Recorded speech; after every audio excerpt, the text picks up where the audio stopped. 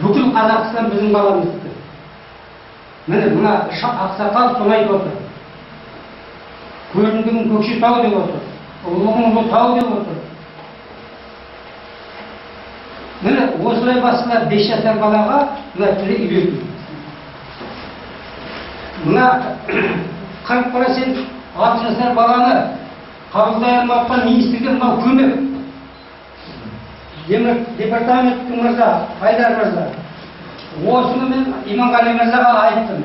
Ол тапсырма берді, анау кетіп қалды, мынау кетті, сонымен бәрі қалды. Енді қазіргі әкімге де жібердім. Үн-түнсіз әлі жатыр. Бұл тек қана менің жұмысым сияқты. Министрден Айсина деген маған хат келді. Мақсатты қаражат болмағаннан кейін, мұны өзіміздің қаражатымен шығарып, өзіміздің күшімен жүргендер. Жарайды жақсы, өзімнің күшімен жүріп келе жатырмын. Алматыда 5 мектеп, Атырауда 5-6 мектеппен сонымен жүрміз. Мен бұл қазақстанға шығармаймын. Оның өзінде де Алажар қолдағы қорының, мына Қазақстан заман газетінің көмегімен келе жатырмыз. Енді жаңа министр іздеп мені тауып алып, мына білім академиясы жіберді. Білім академиясы енді оны неге жіберді? Нұрғалиева жіберді. Енді Нұрғалиева тағатын өзіміз айтып білмеймін, сөйтіп жүріп келе жатырмыз. Бірақ міне ішкі департамент сізге айтып отырмын. Айналай, әкімге кіміңізді айтыңыз. Мына 6 жасар баланы мектепте кім тәрбиелейді? Ешкімнің керегі жоқ. Мынада бала өзі тәрбиелейді. Тек құрттай ғана жаңағы Ана.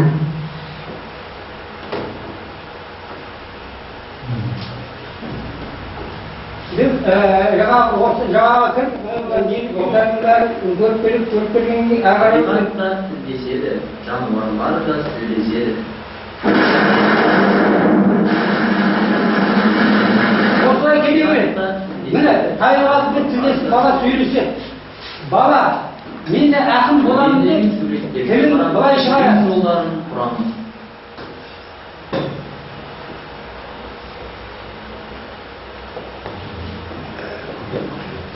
Мыналардың бәрі бала қойып, тілін ақындық дәрежеде шығарады.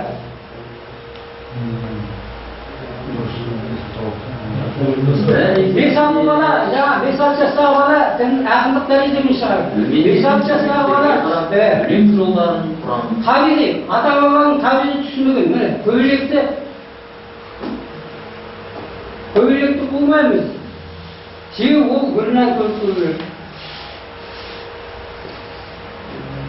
Жапырақты жұлмаймыз. Себебі ағашы болып жапырақ. Яғни айтқан ата-бабаның табиғи түсінігін салып жатырмыз біз. Бала, бірден, 5 жасар бала. Мына тарих, мынаның іші толып тұрған құндылық. Мына тек біреуіне ғана кірейік те, соны мен қазір айтып қарайын. Мынау, ана қаз. Мынаның оққаннан кейін бірақ ол ой қабына салып ойламағаннан кейін тереңдей алмайды, заман қабына салып ойламағаннан кейін жоғарылай алмайды. Бұл екеуін осымен аттастап келіп жатқан Мұналық мектебінің сабағым бар, ол 96 жылдан бастап 2000 жылы Атырау облысында өтіп, білім министрлігінің бюроға енген дейді. Ендіге мен осыны мына 5 мектепке салдым. Оларға айттым, мынау тіпті тамаша, бәрі дұрыс, жарайды жақсы. Бірақ балдарыңыз осыдан 30%-дан артық ештеңе ала алмайды.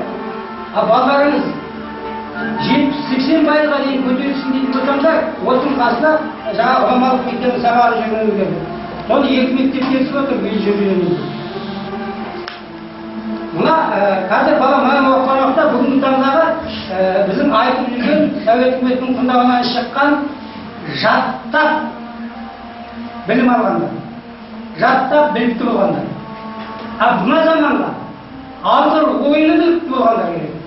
Мына жаңағы Совет үкіметінің оқыту дәрежесі болса, енді осыны ар жағына белгілі сұрақтармен келіп, осыны тереңдетіп ойлатсақ, ол терең ойлау арқылы мынау көрсе, қандай асыл екендігін бала осы арқылы әрі тарихты оқиды, әрі осыдан нәр алады.